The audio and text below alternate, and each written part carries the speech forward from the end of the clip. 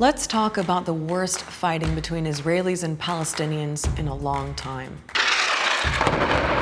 The Gaza Strip is a war zone.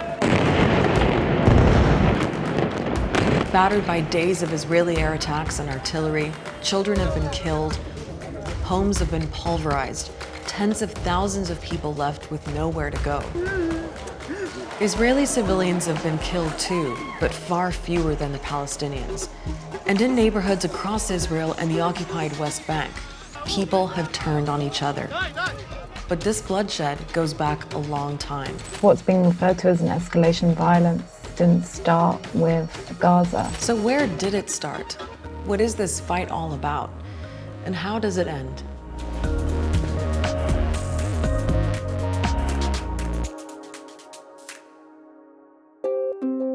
Before we get into it, let's take a moment to get a sense of the scale of the human cost. At the time we recorded this, nearly 200 Palestinians, including more than 50 children, had been killed by Israeli attacks on Gaza.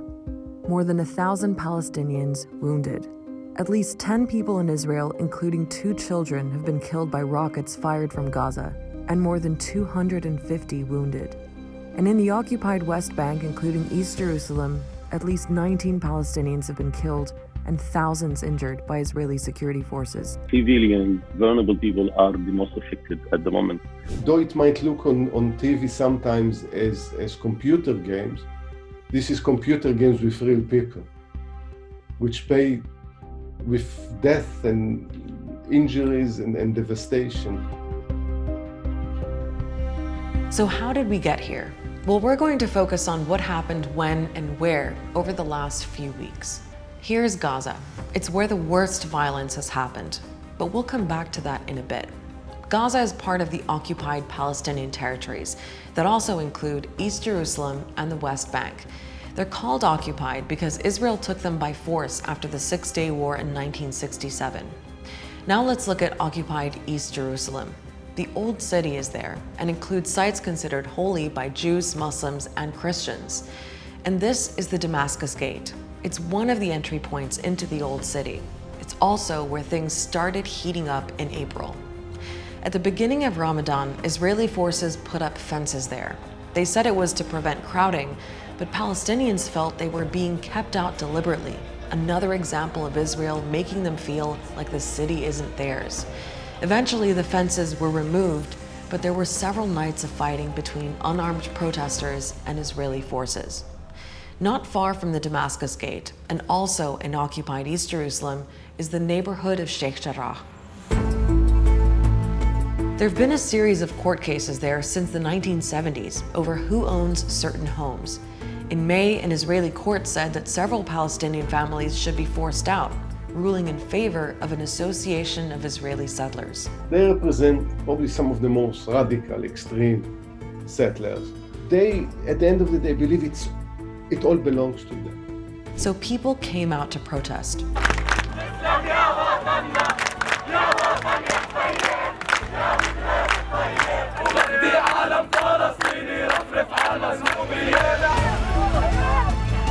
Israeli security forces cracked down, while some settlers provoked Palestinians. You are stealing my house! And if I don't steal it, someone else is going to steal it. The case is now with the Israeli Supreme Court, but the justices have postponed their hearing. Now remember, Sheikh Jarrah is an occupied territory in East Jerusalem, and international law, not Israeli law, is supposed to apply. So for Palestinians, what the settlers and Israeli courts are doing is plain theft. The UN says it may even be a war crime. The evictions, if ordered and implemented, would violate Israel's obligations under international law. But the Israeli government sees it very differently and argues that Israel has the authority to do what it wants in Jerusalem. ירושלים היא בירת ישראל, וכפי שכל עם בונה בבירתו ואת בירתו, גם לנו שמורה הזכות לבנות בירושלים ואת ירושלים.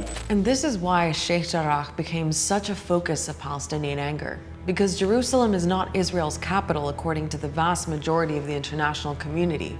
How the city is ultimately shared between Israel and a future Palestinian state still has to be negotiated. But while this doesn't happen, Israel is changing things on the ground.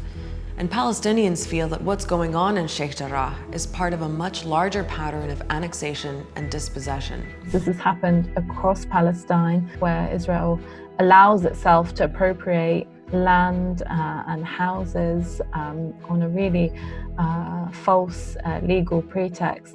So let's bring up our map again. Israeli forces were cracking down on protesters in Sheikh Jarrah for several days. Then on May 7th, in the Old City, tens of thousands of men, women, and children were at the final Friday prayers of Ramadan at the Al-Aqsa Mosque, one of the holiest sites in Islam. Afterwards, there were protests in the Old City, but Israeli forces raided the mosque's compound. They threw stun grenades and fired rubber-coated steel bullets at Palestinians, some of whom were throwing stones, and it spiraled from there. By the following Monday, there was tear gas inside the mosque itself. To see it laid siege to was incredibly emotional for a lot of people around the world. This is where Gaza comes back in. It's a small strip of land where nearly 2 million Palestinians are crammed in. They can't get out easily because for the last 14 years, Israel has imposed a land, air, and sea blockade. And Gaza is run by Hamas, a Palestinian group that Israel and the US consider terrorists. Now, after all the violence in East Jerusalem, the top commander of Hamas warned Israel that it had until 6 p.m. that Monday to withdraw its security forces from the Al-Aqsa Mosque compound and Jerusalem's Sheikh Jarrah neighborhood. When the deadline passed, Hamas fired rockets into central Israel, and Israel's military attacked.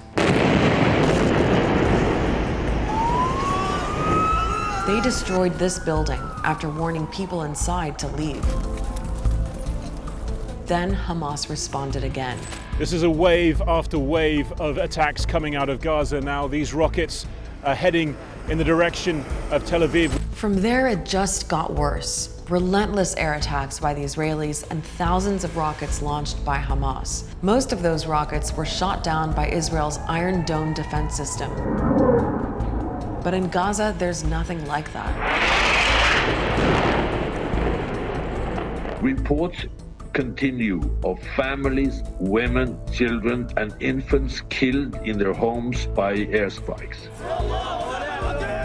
One Israeli attack hit a refugee camp, killing 2 women and 8 children from the same family. Several buildings were targeted, including one that housed the offices of international media, like the Associated Press and Al Jazeera. Al Jazeera's offices out there we are, another strike on that tower. And the tower has come down.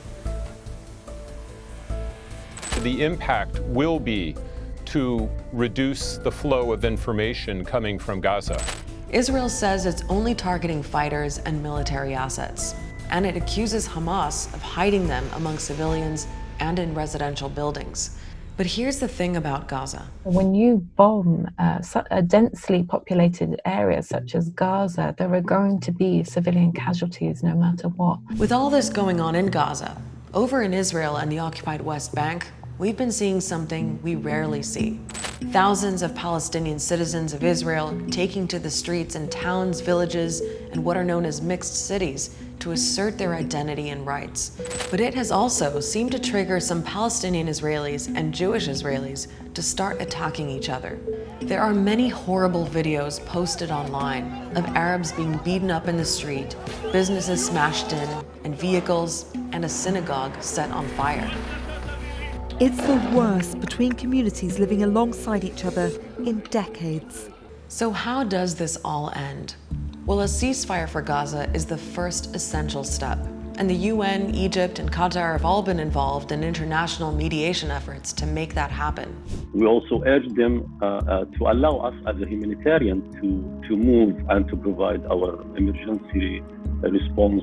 A ceasefire is only the beginning, because events over the last few weeks are set against a backdrop of decades in which the Israeli government has denied Palestinians their basic rights.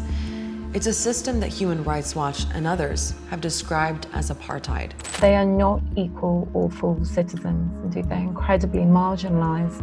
and discriminated against. The US, as Israel's most important ally, has a special role to play in this.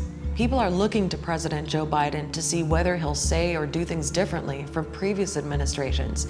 He hasn't so far. My expectation and hope is that this will be closing down sooner than later.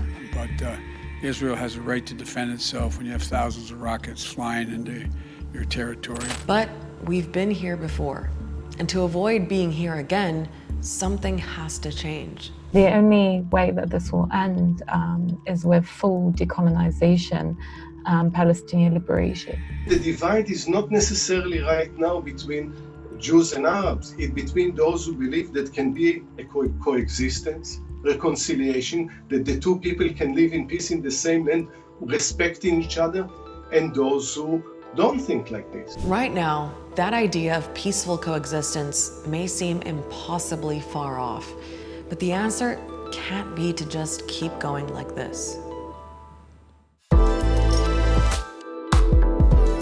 Hopefully that was a useful starting point, but obviously there is so much more context to this story. On AlJazeera.com, we've got data interactives, plenty of analysis, and a live blog with all the latest. I'll see you next week.